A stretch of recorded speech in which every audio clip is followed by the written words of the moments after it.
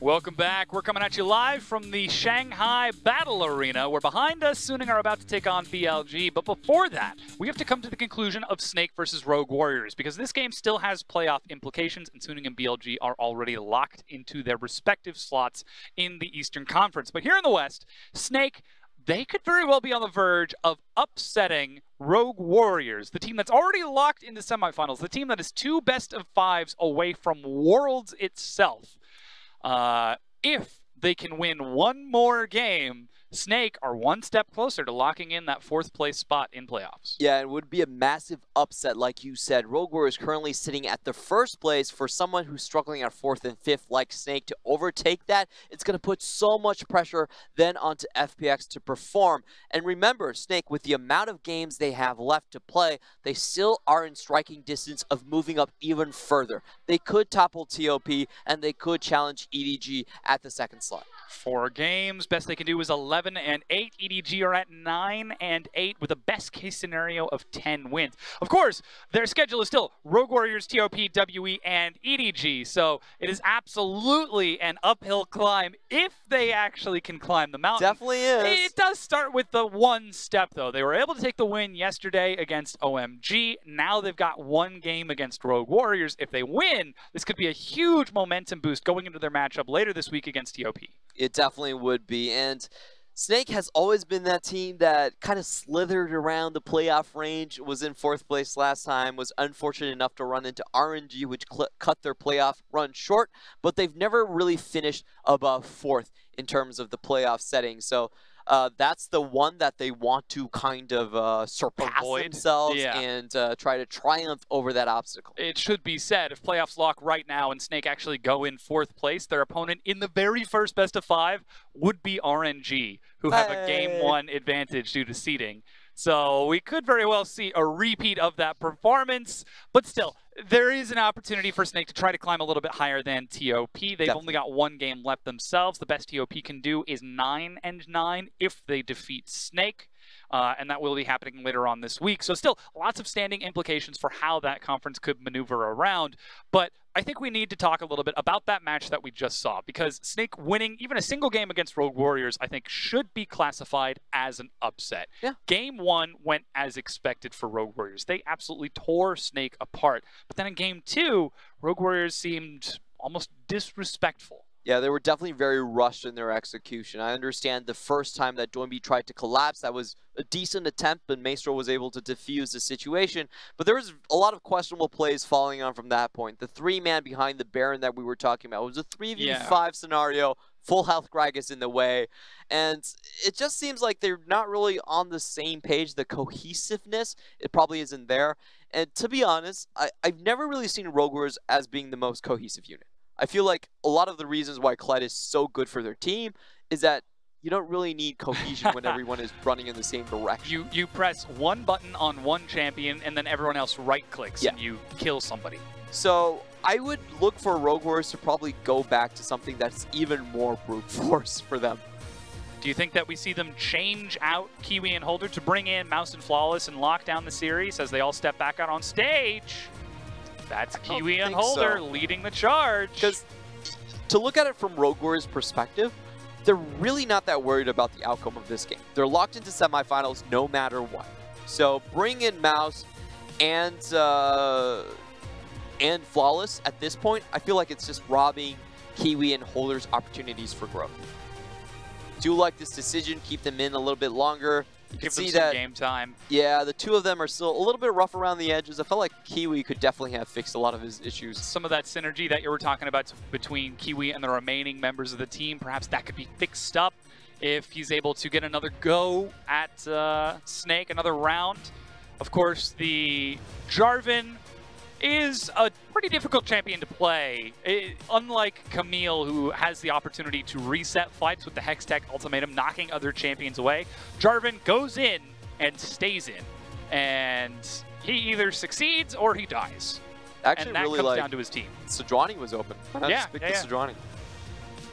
It's an easier way to deal with things, and you get the non-committal CC as well, yeah. Yeah, the 1-3-1. It forces, it makes 1-3-1 plays a lot easier to execute because you have that sudden burst and the hard knock up. we also saw Doinby perhaps trying to step up a little bit too much as the carry of the team, recognizing that his top and jungle weren't hard winning like they were in Game 1, and perhaps trying to overcompensate by having a strong performance on Rise. And though he played well, League is no longer a solo carry game. No longer, not since Season 3 has it been where one person can decide the fate of the entire match. Yeah, Doinby once again had a very good performance by himself in lane. The frequent ganks really helped propel that portion of his game for him.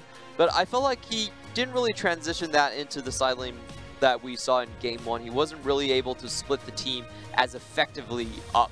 And later on in the game, when they were trying to plan their collapses, having to come in from all different directions, it really hindered their speed in doing that execution. So this time around, I actually feel like even if they're on the blue side, they could potentially look for a counter pick for Doinby, because they haven't been doing that so far this split, this series. They haven't. Rogue Warriors has always been a team that thrives by acting without thinking, by moving as a collective unit, not necessarily by planning things out in advance, but by playing on instinct, playing on those split-second reactions, while perhaps Kiwi and Holder aren't quite attuned to the same wavelength of the remaining members of Snake. We've entered into picks and bans for this game. 3 Snake echo their bans with the Aatrox, Rakan, and Akali. Once again, leaving that Kled open. We've still got the same new ban out of Rogue Warriors, Tahm Kench instead of Alistar for Maestro, and that's the champion he decides to take. And I love the Tahm Kench ban. Rogue Warriors really playing really respectable. They're just taking away whatever the team has been doing well recently on. And in this series, Tahm Kench has been killing them. He's been saving people from the 1-for-3-1 scenarios, from the collapses. He's dragging the fights out until their teammates can respond with the correct 5v5. So I really do like this takeaway. It is also Snake's most played support. It absolutely provides massive utility to teams that play against Rogue Warriors. We've got the Alistar to try and do the same thing, but without Devour, that means that Varus has to sit on the map for that much longer, and that's something that Rogue Warriors are going to very much enjoy if they decide to target Light down again, as he did take MVP in that previous game. We do have a Swain locked in. Now, this can be flexed in multiple places, in mid, top, or even bottom. The Ashe would give that away, but instead they decide to take Shen. Rogue Warriors. This is very uncharacteristic of them. I do like the flex potentials. My head is actually brimming with possibilities. Camille can go into 2 positions, Swain 3 positions, and then for Shen, again, it's a double position champion. They could just run Swain Shen into the bot lane. It is known as a very incredible kill lane, especially against someone like Varus. But they could also just watch and see how the draft actually develops. We know that Shen has been used as a counter pick, especially Flandre is still playing the champion into the likes of Cho'Gath, into the likes of tanks. So Rogue Warriors, they have the chance to just sit back and look at how things actually run through. And that's where we see this Gragas again locked in, likely going to Flandre after that Game 2 performance. Got so big, so much health. He was absolutely a fat man in the top lane. There's the Respect Kled ban to take away from Rogue Warriors, as is expected. But if Holder decides to return this Camille back into the Gragas after struggling during that laning phase, it speaks to the confidence of Rogue Warriors, or perhaps something else. I feel like Rogue Warriors are just waiting on the counter pick to go towards Doinby. This is the big change in their draft they've had so far in Game 3.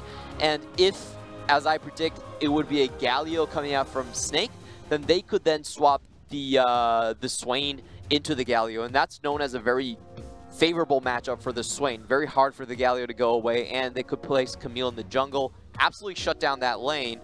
And if their AD carries are really short on options, which I don't think they will be, they could still move Swain Shen into the bot lane as that kill potential. But we do have to remember that SMLZ recently did play the Misfortune into the Varus. We have been seeing it pop up as a sort of counter pick. You can trade through the minion waves against the Varus, so that makes it quite an even matchup. We see the Ashe still banned away from SMLZ. He's still got Lucian, he's still got Kai'Sa, Caitlyn, plenty of champions that he can try to take down there. But the big tell here is for Snake. Do they reveal their jungler, or do they save counter pick for Guo? Kindred locked in for SOFM, saying, hey, let me carry, I can do it this time. So this opens up the potential counters towards the top side. Swain actually does pretty decently into the Gragas as well, out damages him and can match with the sustain. So that could be a potential with Holder. We could see the jungle being picked up for Kiwi being the Camille. And throw that out of the window. Yeah, another Rise lock-in for Doinby in the mid lane. And that would put SMLZ on Swain down bottom as Killua currently looking at Xin Zhao, locks it in for Kiwi.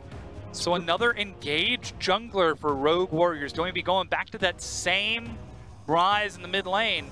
And Guogo gets himself counterpick.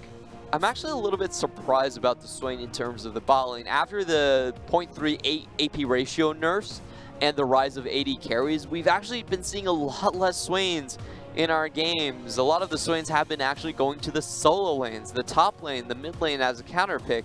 But Rogue Warriors are going back to something that doesn't have the lane push, but does have the kill threat. So this is the three-man game from Rogue Warriors. Can the three-man of the Xin Zhao, Swain, and Shen take over the bot side against the likes of the Kindred? They've got their choice of lanes as well, as you can see the coach of Snake speaking furiously to try to get his final points and advice across before he has to go and shake hands with Stake on the opposite side, because Snake, they're one game away from taking a victory against the #1 team in their conference. If they can close it out here, they get so close to picking up that playoff spot. But Rogue Warriors, they're going to try to give them a run for their money. Definitely. Snake basically running with the same composition they did in Game 2. Really strong at securing their own Baron and dragging the game out later. But this time around, I feel like Rogue Warriors have expanded their arsenal. They do have the stronger jungler matchup with Xin Zhao into the Kindred. That was already a good matchup in 8.14, and on 8.15, Kindred was nerfed quite heavily. 25% attack speed taken away from the Wolf's Frenzy. So that will be much more into Kiwi's favor. What he's looking at to do is really push Kindred back from the bot side and then try to influence the bot side with the bot lane with the kill threat. That flash shadow dash followed up by the Ravenous Flock and never move to keep somebody locked down for a really long period of time. Even if you are an Alistar, that is a risky matchup to go into before level 6. Plus Doinby gets to return towards that Cassiopeia in the mid lane with his Rise. He's already shown what he can do in that matchup with some assistance from Kiwi and Holder. But as we load onto the Rift, we get one more chance to hear from the fans who they think is going to take the victory. Whether or not Snake will get themselves closer to playoffs or Rogue Warriors will continue to cement their dominance in the Western Conference. Snake just handing Rogue Warriors 10th loss of the season. That's how successful they have been. Out of a potential 57 games, only dropping 10 is a massive accomplishment for Rogue Warriors. But now that's time to find out with Rogue Warriors versus Snake.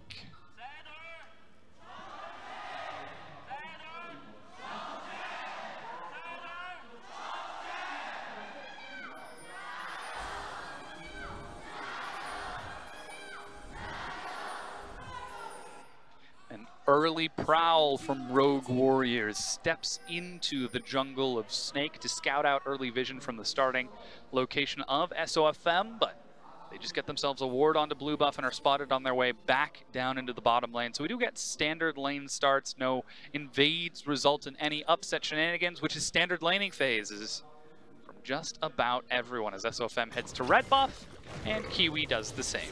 And this is a very favorable level 1 for Rogue Warriors because they have far more kill threat onto the bot side compared to Snake's combination of Kindred and Gragas onto the top side. Camille should not be looking to push the way. She should be playing as safe as possible. And then you look at Xin Zhao's Keystone rune choice. Typically, Xin Zhao does go for the pressed attack a lot of the times to win out the jungle matchup. But with Kindred being range, with his duty of basically ganking the bot lane repeatedly, he has gone for the phase rush. Look at how aggressive Kiwi is being. He takes the red buff and immediately steps into topside jungle to look for SOFM, just in case he were going to go for a double buff start.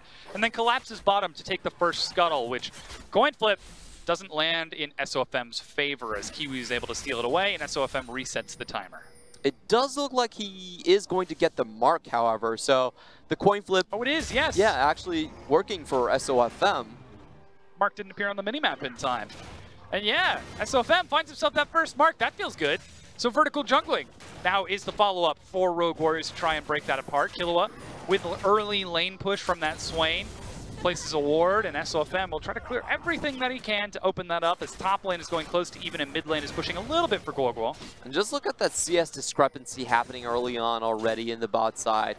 10 CS up, basically, coming in from Rogue Warriors, and this is how they want to play the matchup. They want to continue what they did in Game 1, just take the bot tower early, make sure that Light never gets the chance to scale up to his 35-minute form. And if Kiwi is healthy enough, they could potentially be looking for a dive early on. They're thinking about it. Double buff. Still ready for Kiwi if he decides to head down towards that side as the wave is ready to crash in. Even Doinby ducking into his own side of the jungle to keep an eye on that Raptor camp as SOFM heads out of base with challenging Smite. The wave crashes in, but Kiwi's already heading over towards his own Raptor camp to mimic the one taken earlier by SOFM. Yeah, so Light took no poke damage coming out from SMLZ, didn't dodge all of the never moves, and really denied the potential for any of the tower dive shenanigans to happen early on. But you can still see the bot side is very much controlled by Rogue Warriors. I really like what Kiwi did, leaving one of the small wolves to continue to deny SOFM.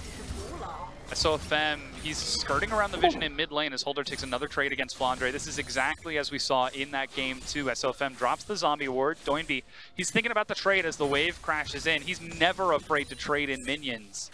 Happy to trade and burn that mana against Guoguo. But instead, SOFM walks in and has finally been spotted as he steps forward, as Doinby does the same. Kiwi looks for the knockup. Phase Rush is ready. The Rune Prison Snare. He flashes out of this. Both of the junglers are gone, but Doinby flashes in. First blood for Doinby. That was a really good move coming from Doinby, actually arriving flash first. Piercing arrow auto. Light, even with the delayed animations, is able to find a 2v2 kill against SMLZ. And what happened towards the bot lane? But the kill trade overall, I feel like it was very questionable on SOFM's side. He definitely knew that Rise was walking over there. Like, Doinby did not take some hidden route. It was in plain view of Guoguo, and for some reason they still decided to opt in for that trade, giving first blood over to Rogue Warriors. Good stun coming in, Ignite goes down. And, SMLZ walks up and disrespects the flash and pays the iron price as he dies and heads back down into that bottom lane with only a Ruby Crystal and boots. Whereas on the other side, you've got a Vamp Scepter for Light. Suddenly that lane is a whole lot safer as he is able to lifesteal himself up to full. Yeah, and that was unexpected from that bot lane. Of course, Swain and Shen is a kill lane, but it isn't a push lane. Actually, if you leave it alone and it's purely the 2v2, Light should be able to poke the situation out. Knocked against the wall, and knockups, and stunned, and another kill. SMLZ. Ooh, this is a rough game for him today as he gives over 2 kills in the laning phase alone. And this is without SOFM on this side of the map. We talked about one of the potential weaknesses for Snake is that they have a tendency to play towards top and mid, as we just saw from SOFM trying to gank mid lane a few minutes ago. But Light and Maestro are finding advantages just through the laning phase, just off SMLZ's hubris. Oh boy, look at that minion wave. He's definitely going to lose that cannon. I don't think he makes it in time. 1, 2, he might get in range, got the Empire vision. Yeah, Visions of Empire. Well done. Is able to get him in there. Now Doinby and Kiwi looking for Guoguo. There's no flash, Realm Warp, but he's still got the cleanse. Kiwi decides not to step up. That was just a transit. Nothing to see here. Taking the bus across the lane. Now the target's Killua. He's got flash, but lands a Shadow Dash onto Spirit's Refuge, soaks some of the damage, but not the Blight stacks. As SOFM is forced to back away from Kiwi. We're seeing a lot more action in this game. Yeah, definitely centered on the bot lane, and I think Rogue Warriors' game plan is actually backfiring on them a little bit with Rogue Warriors giving up so many advantages bot side. It definitely shouldn't have happened in this matchup, and you're seeing what's happening right now is that Kiwi is trying to find his way back. No, Killua still held on to the flash. That's the Shadow Dash, and that's the flash. they're just playing in the brush. They're playing the vision against Rogue Warriors and playing a better lane. Now, Rogue Warriors, Kiwi and Doinby are trying to take something across the map as red buff is stolen away from SOFM, but that gives an opportunity for SOFM to look for an invade on the Raptor camp of Rogue Warriors. In this Swain lane, it could go from bad to worse. You talk about the summoner exchanges and just the fact that early on, Swain actually has one of the lowest armor values. Ooh, Gwoko. Missing the petrifying gaze. It was a little bit close. There's an expression on your face, Clement.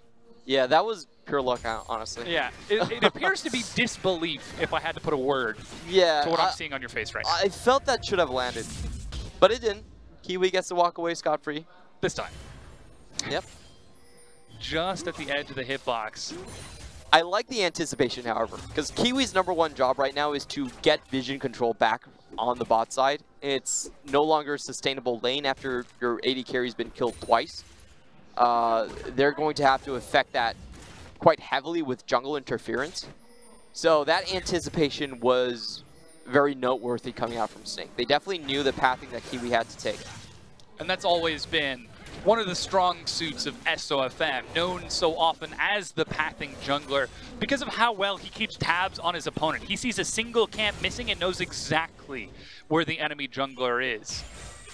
Plus his propensity to invade and step into the enemy jungle and take those camps themselves generally forces difficult decisions upon his opponent that SOFM has a pretty good read on. But SMLZ, he's sitting down bottom lane as recall has finally been completed from Killua, picks himself up a Ruby Crystal and Boots. Catalyst finally finished for SMLZ and a Dark Seal, but that Swain has been slowed down so much and the Varus has been accelerated. The Varus that took MVP in Game 2, I might add. Yeah, Light looking sharp once more. And the question for Rogue Warriors is, I was just distracted by that play a little bit, but the question for Rogue Warriors is, how do they actually rebound from the bot lane? Because they don't have kills like they did in Game 2 against the Cassiopeia. They can't really move the Ryze that easily. And the Xin Zhao, he's going to have to make multiple visits toward the bot lane to actually change the scenario here, because the vision is so well done from Snake. They're going to have to wrestle it back the first time and then go for ganks the second or third time. So it's a very long process for them. And I don't think they can afford to let the bot lane lose. And look at how they are setting up that vision as they decide to engage instead. Chains of Corruption, Maestro flashing from SMLZ to get out of that. That's a ward teleport onto the minion SMLZ. Trying to do whatever damage he can as Doinby joins up Rune Prison, but the Lamb's Respite, that means Spellflux can bounce on everyone. Kiwi gets in, the heal comes across, and it's a cleanup from Rogue Warriors. They find 3, chasing onto Guoguo as Holder follows through, and that's a good pierce from Kiwi to find himself the solo kill effectively, and Flandre dies. Snake get aced for 2 members of Rogue Warriors. Oh, that was such a good series of play. Rogue Warriors, SMLZ with the pullback, and then Kiwi with the 3-man knockback. That just killed any hope that Snake was going to get out of that situation. That was out-execution coming from Rogue Warriors, forcing Light to take the long way around. You could see the start of the fight heavily favored Light. They had the item advantage. They even had the CS lead, but you could see the teleports coming in, trying to save it. The pullback puts Light in a very tough spot where he needs to take the longer way around. Guoguo was trying to save it, but watch Kiwi pushes 3 people straight back into the arms of Rogue Warriors. And that's the instinct that we were talking about from Rogue Warriors, their ability to react on a dime. As Hex Flash over the wall, they're collapsing on SMLZ and Killua again as Light walks up. He doesn't have Chains of Corruption, but he might not need it. As SOFM finds himself a kill in the mid lane, that was a dive from Holder, Doinby, and Kiwi to get a kill onto Guoguo. We might be getting ourselves a turret race here, as Rogue Warriors already did take that first brick in the bottom lane. As Killua forced to get out of this one. There he goes, Blast going to safety. We'll get himself out of there scot-free, but they will lose the mid tower. And once again, the question is, where are they going to place the Cassiopeia now that she doesn't have a safe place to farm? Oh, Cask onto Doinby. That's the Stand United. He flashes over the wall. Stopwatch. Flandre has his own flash. Can they lock him down in time? The Realm Warp. They even use that just in case he's able to make it, as it's a late flash burned by Flandre and dies in midair. Now the mid-tier 1 is already taken, mid-tier 2 gets chunked down, and Kiwi is looking for the first dragon of the game, but these are some reckless trades out of Rogue Warriors. They have completely sacrificed their bottom half of the map. 5 deaths by the 12-minute mark of the game, but they have snowballed so much in the top lane. 4-0-1, 2-0-4 on Doinby in the mid lane. Kiwi at 1-0-5 himself. Yeah, so Rogue Warriors just came up with an out macro play after their micro play. Let's see what happens in the mid lane. We didn't catch it off of the replay of the top lane, but it does look like a fairly simple pick-off coming in from Holder, and they do get the mid lane tower as well. What I want to point note to is the combination of the Shen Stand United with Holder going in on the hook shot. That timing was done expertly to catch Flandre out.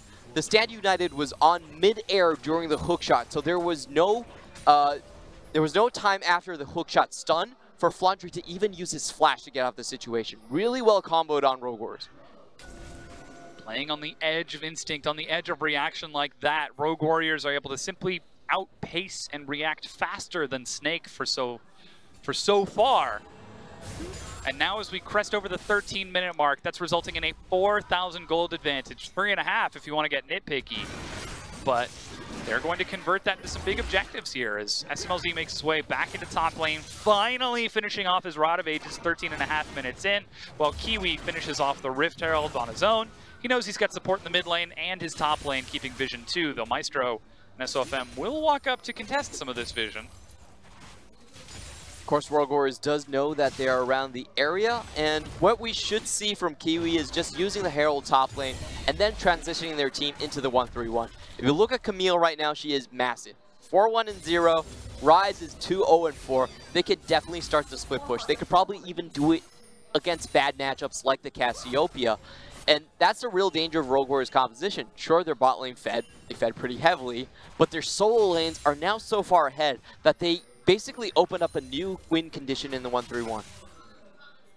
They've still got that Rift Herald to open up the map even further. That's sitting comfortably in Doinby's trinket slot. The double Dark Seal to give him so much sustain whenever he uses that Corrupting Potion, as he's already finished off his Archangel Staff and is now pushing Guoguo to the mid-tier 2.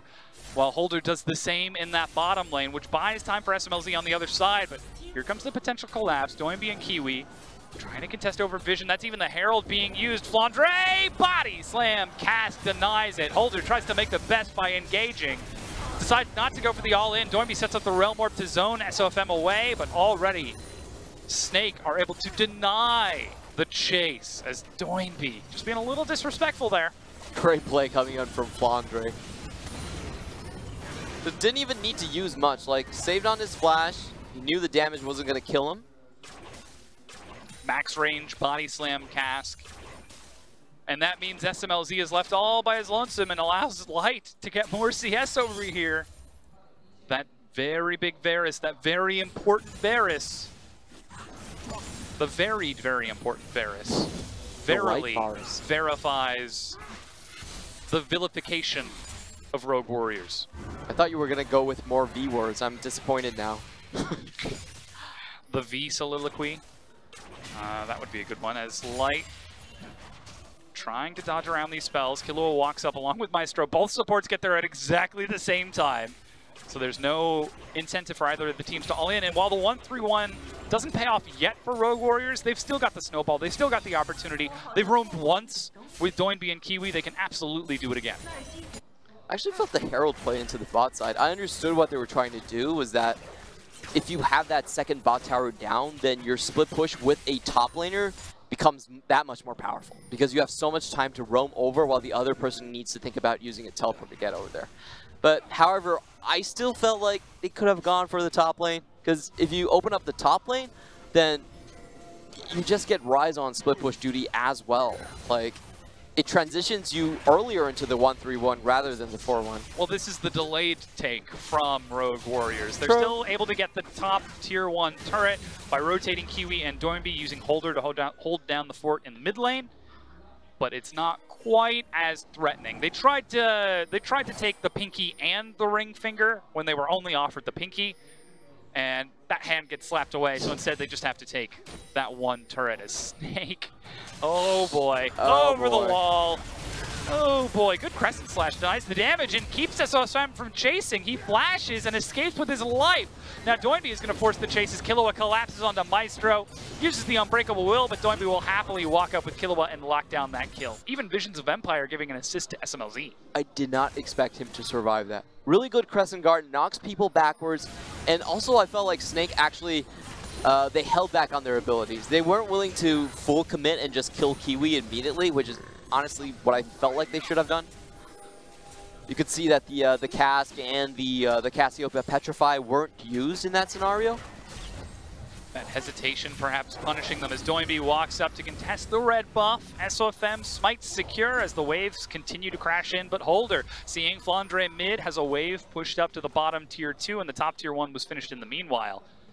So now we're starting to see the map open up a little bit more. Holder more emboldened to push for this bottom tier 2, and the next Cloud Dragon is spawning as well, further enabling the rotations of Rogue Warriors. Just check out the CS lead that Rise has over Cassiopeia at this point. He was allowed to farm the entire map, while Guoguo was relegated to standing underneath his second tower. So that really is the difference. Oh no, Maestro in the same spot! Look at the burst!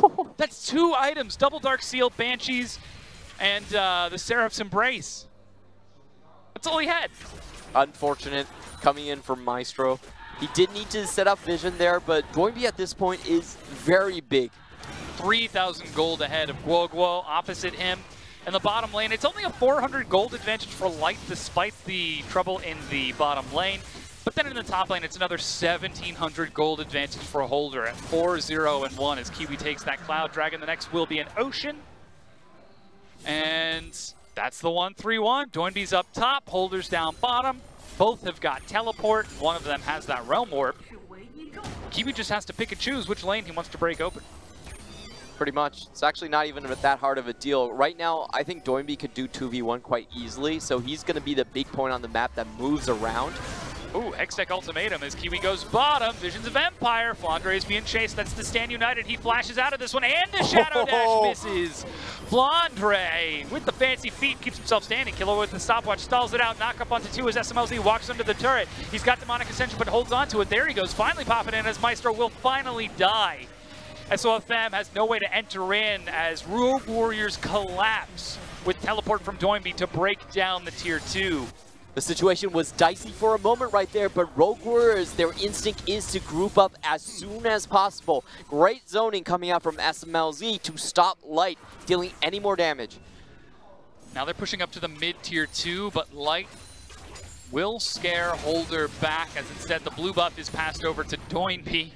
Got to make sure that carry has everything he needs to carry at 3-0-6. And let's just take a look at that again. It starts with an engage on the Flandre. Yep, so really well played here by Flandre. The only thing he could have done better was he had a potential to knock Camille outside of the Hextech Ultimatum, and that would have canceled the ult. So he did stay in a little bit, but you know, that's a really small nitpick. He dodges out on the Shen, puts Killua in such a bad position, but the entire team of Rogue Warriors is here. The full 5 men to make sure the support is alive.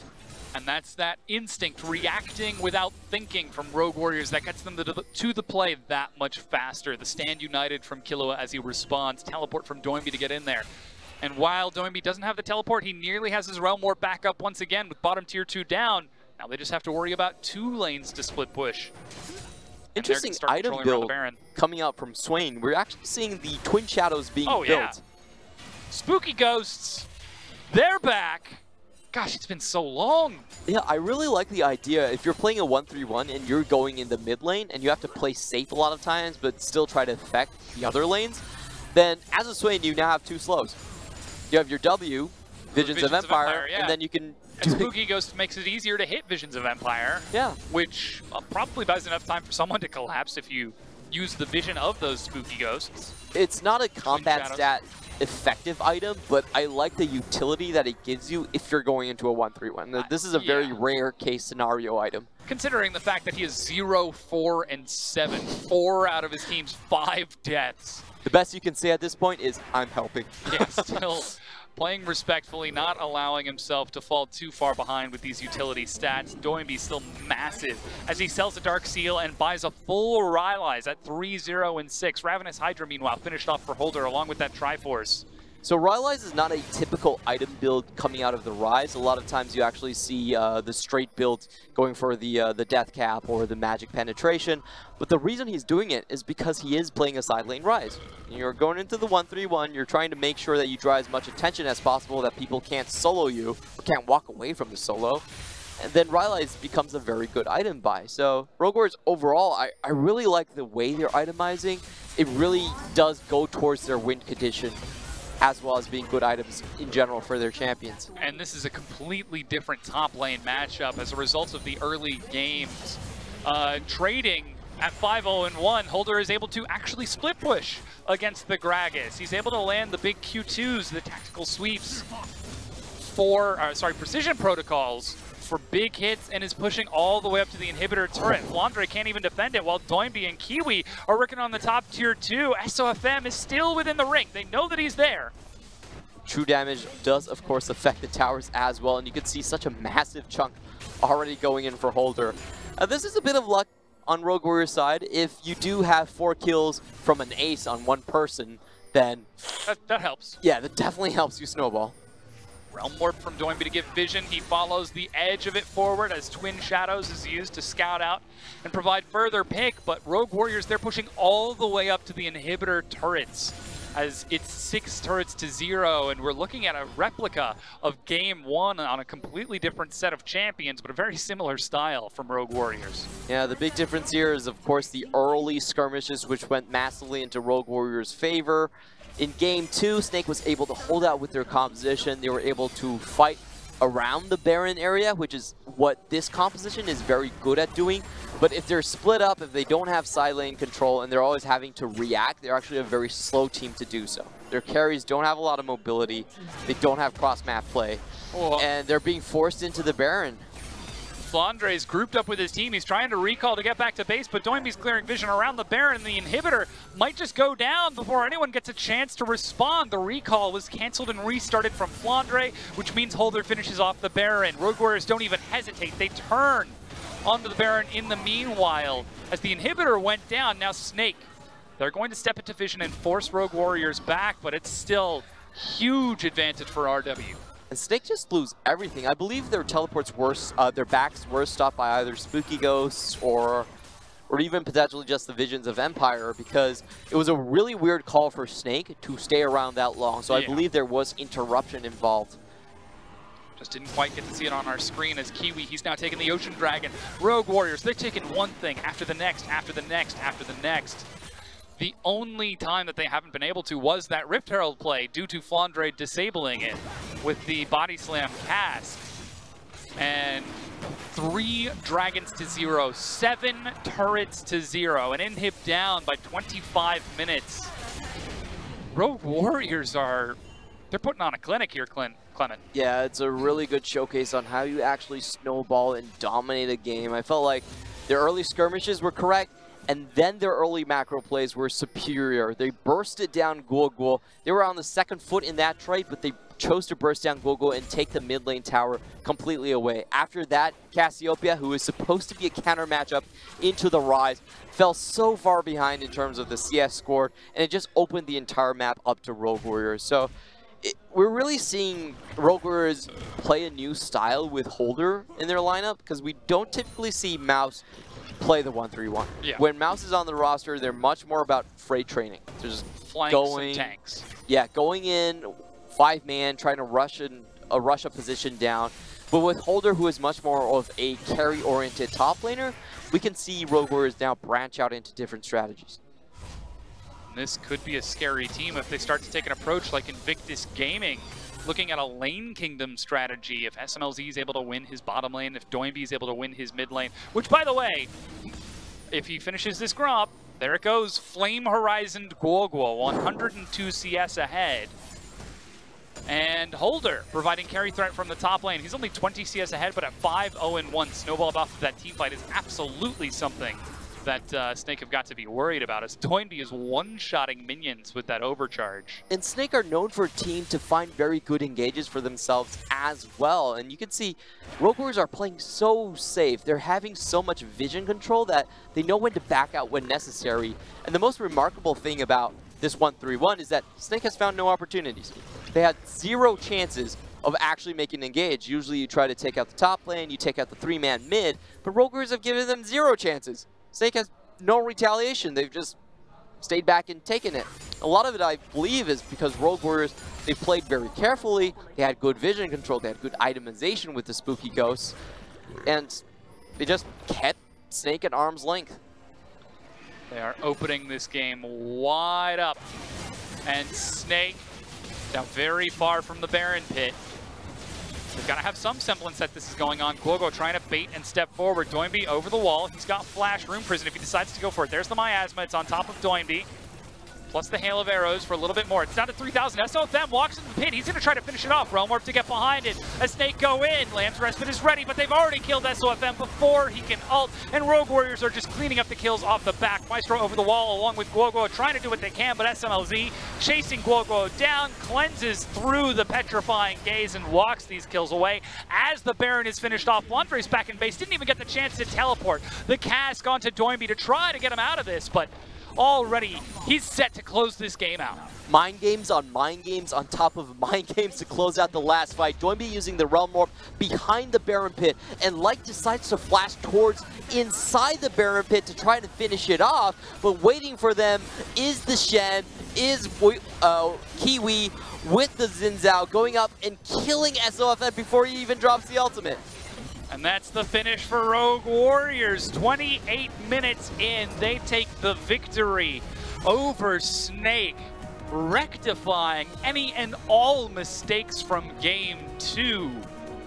Rectifying a lot of mistakes from their bot lane as well. It started out as a disaster, and it looked like Snake was going to be able to start their sieges, but the first big skirmish in the bot lane, 5 kills going over to Rogue Warriors, a clean ace. Really put things on a completely different trajectory. I actually don't think it was 5 kills, but, you know, Holder got 5 kills in the early game. A little bit separated there from the rest of his team as Rogue Warriors go over and shake hands with Snake before stepping to the front of Chongqing to once again take a bow in front of the fans. Rogue Warriors, this team is now 14-3. They have got a huge win rate percentage in the LPL. So far, only dropping to 3 teams, JD, IG, and I believe EDG was the last team to bring them down. And the scary thing about this squad is you now have to consider an Invictus Gaming 2.0. 3 lanes that can win on their own, that can win with massive margins, and is great at smashing the opponent when they actually get together.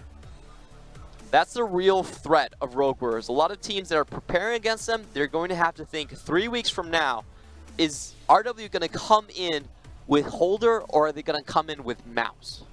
All 3 of these games have been very clearly decided pretty early on by about that 10-15 minute mark, and then a slow snowball to finish out the series.